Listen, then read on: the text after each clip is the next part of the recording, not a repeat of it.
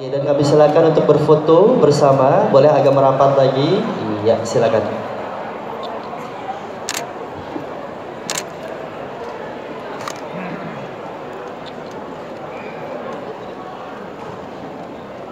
Baik, demikian hadirin untuk kategori pemenang pada tahun ini dari IKP Award 2017 Book of the Year, Writer of the Year, and Literasi Promoter. Kepada pemenang, Ibu mohon kembali ke tempat. Mbak Najwa, ini boleh diserahkan ke panitia dulu, mohon tetap di panggung ya. Oke. Oh, ambil bahan dulu ya. Bahagia sekali sudah ada ikon Indonesia sekali lagi memberikan support untuk minat membaca ya. Mbak Najwa di tengah kesibukannya masih bisa mengkampanyekan minat membaca kepada masyarakat di Indonesia. Untuk itu hadirin, sesaat lagi kita akan segera mendengarkan orasi literasi tentang buku dan virus dusta langsung disampaikan oleh Duta Baca Indonesia. Please welcome Najwa Shihab. Assalamualaikum warahmatullahi wabarakatuh. Terima kasih banyak atas penghargaannya IKP. Terima kasih banyak atas supportnya selama ini juga. Selamat pagi Bapak Ibu. Senang sekali dan bangga rasanya bisa dapat kesempatan untuk menyampaikan orasi literasi. Saya memilih judul Buku dan Virus Dusta atau Hoax karena rasanya itulah yang tantangan terbesar yang kita alami saat ini. Virus dusta ada di mana-mana. Saya akan memulai dengan mengajukan pertanyaan. Seperti biasa, kebiasaan. Di zaman digital yang serba cepat saat ini, masih perlukah kita membaca buku? Bukankah informasi bisa didapatkan lewat sumber-sumber lain yang bukan buku? Kita tidak harus membaca buku lagi untuk menjadi manusia yang melek informasi, kan? Media sosial hingga sumber-sumber lain termasuk grup-grup percakapan di WA yang saya pegang saat ini. Bukankah itu sudah lebih dari cukup untuk memasok informasi terbaru sekalipun dari negeri yang paling jauh dari kita? Saya tidak mengatakan bahwa dulu tidak ada hoax. Hanya saja menurut saya banjir bandang hoax virus dusta hanya mungkin terjadi di era digital. Inilah si malakama yang sama-sama sedang kita hadapi saat ini. Di satu sisi era digital membuat informasi tidak mungkin lagi ditutup-tutupi, dikendalikan atau disensor oleh rezim. Hanya rezim yang benar-benar totaliter dan tertutup macam Korea Utara saja yang masih mungkin mengendalikan informasi. Akan tetapi secara umum kita bisa mengatakan sudah mustahil penguasa saat ini bisa mengendalikan atau menguasai informasi. Demokratisasi informasi inilah yang merupakan anugerah terbesar dari teknologi digital. Siapapun itu, selama memiliki akses internet yang cukup, tidak fakir kuota begitu, dan punya kehendak kuat untuk belajar, seseorang yang hanya mencicipi sekolah hingga bangku SMP sekalipun bisa saja menjadi otodidak yang brilian. Buku-buku yang dulu dilarang, bahkan yang surat pelarangannya masih belum dicabut hingga hari ini, sudah bisa dijangkau melalui mesin pencari dengan menggunakan kata-kata kunci yang tepat. Namun sayangnya teman-teman, demokratisasi informasi ini berbarengan dengan melubernya informasi-informasi instan, sepotong-sepotong, tergesa-gesa. Kecepatan seakan menjadi hukum besi di dunia di era informasi yang serba digital. Semuanya berlomba-lomba menjadi yang tercepat. Jurnalisme digital kendati dikelola oleh ruang redaksi yang dilengkapi para editor, teman-teman saya, para wartawan online, tetap saja akhirnya hanyut dalam perlombaan kecepatan ini. Berita tayang secepat-cepatnya. Pembaharuan berita tayang dalam berita yang terpisah. Jikapun ada konfirmasi, jikapun ada klarifikasi, seringnya tetap saja tayang dalam berita yang terpisah. Sepotong-sepotong, fragmentaris.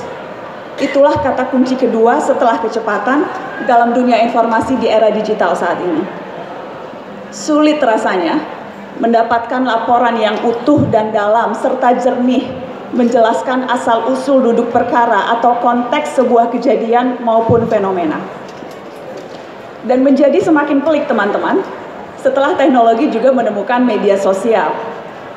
Media massa yang sudah hanyut dalam ritme yang cepat dan gaya yang fragmentaris, kawin-mawin dengan media sosial yang memperkuat aspek kecepatan dan fragmentaris itu.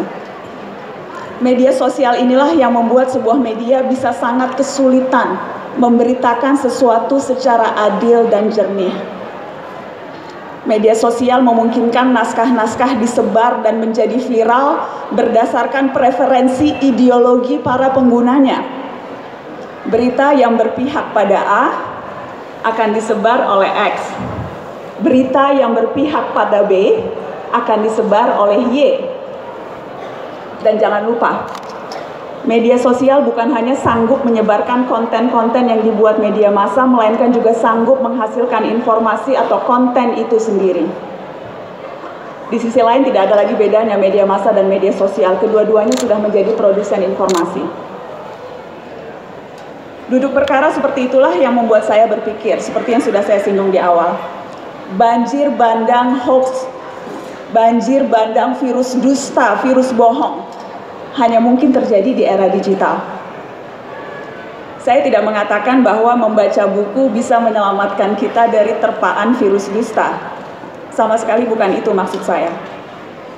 Dengan berat hati, harus kita akui sama-sama, buku bukanlah panacea dari segala persoalan, termasuk virus dusta ini. Seorang pembaca buku pun sangat mungkin bisa dimakan oleh hoax. Bahkan ada yang menarik, yang saya temukan tadi malam ketika saya membaca-baca dan riset. Jurnal akademik prestisius, seperti jurnal Social Text, yang disunting oleh pemikir sekelas Frederick Jameson, bisa dibobol oleh hoax. Kejadiannya pada tahun 1996, seorang fisikawan bernama Alan Sokal, ia mengirimkan paper atau makalah, judulnya Transgressing the Boundaries Towards a Transformative Hermeneutics of Quantum Gravity. Jurnal Social Text memuatnya. Beberapa minggu kemudian, setelah jurnal ilmiah akademik oleh fisikawan terkemuka ini dimuat, sang penulis Alan Sokal membuat pengakuan, paper itu hoax. Sengaja ia buat untuk menguji seberapa tangguh prosedur akademik di Amerika Serikat memeriksa informasi. Hoax Alan Sokal itu memperlihatkan satu hal, bahkan para akademisi, para ilmuwan yang paling berpengalaman sekalipun tidak kebal oleh informasi yang salah dan palsu. Apalagi kita-kita ini, apalagi orang awam, apalagi orang-orang yang mungkin belum memiliki daya pikir yang kritis. Buku, sekali lagi buku sayangnya bukanlah obat mujarab. Akan tetapi saya percaya dan selalu percaya dan masih akan percaya hingga hari ini. Membaca buku adalah salah satu metode yang bagus untuk melatih cara berpikir yang tidak sepotong-sepotong. Membaca buku adalah perjalanan panjang yang akan memaksa para pembaca menunda kesimpulan, tidak tergesa-gesa menghakimi. Baris demi baris, paragraf demi paragraf, halaman demi halaman, bab demi bab harus kita lalui terlebih dahulu. Seorang pembaca buku yang baik akan berhati-hati untuk menyimpulkan sebelum ia betul-betul menamatkan halaman terakhir sampai baris paling pamungkas. Dan seiring bertambahnya jam terbang membaca buku, seseorang akan makin terlatih berhati-hati dengan informasi. Membaca informasi tidak lagi menjadi aktivitas dua arah antara si pembaca dengan teks yang dibacanya, melainkan juga dengan semesta informasi yang sudah terakumulasi di dalam kepalanya. Membaca, teman-teman, bagi orang seperti ini tidak lagi semata aktivitas visual melihat huruf-huruf yang ada di depannya, tapi juga aktivitas non-visual yang melibatkan teks yang tak tampak, invisible text. Yaitu pengalamannya dengan dunia, pengalamannya dengan kehidupan, pengalamannya dengan teks-teks atau buku-buku yang sudah pernah dibaca sebelumnya. Dan disinilah seorang penerima informasi tidak akan menjadi penerima yang pasif, melainkan dapat bertransformasi menjadi pembuat makna yang mudah-mudahan tidak sia-sia. Dan itu adalah tahapan yang paling tinggi. Pembuat makna menjadi bermakna, dan insya Allah tidak akan sia-sia seperti yang dilakukan IKAPI hari ini, sama-sama menjadi dan menciptakan generasi pembuat makna, insya Allah tidak akan sia-sia. Terima kasih banyak. Wassalamualaikum warahmatullahi wabarakatuh.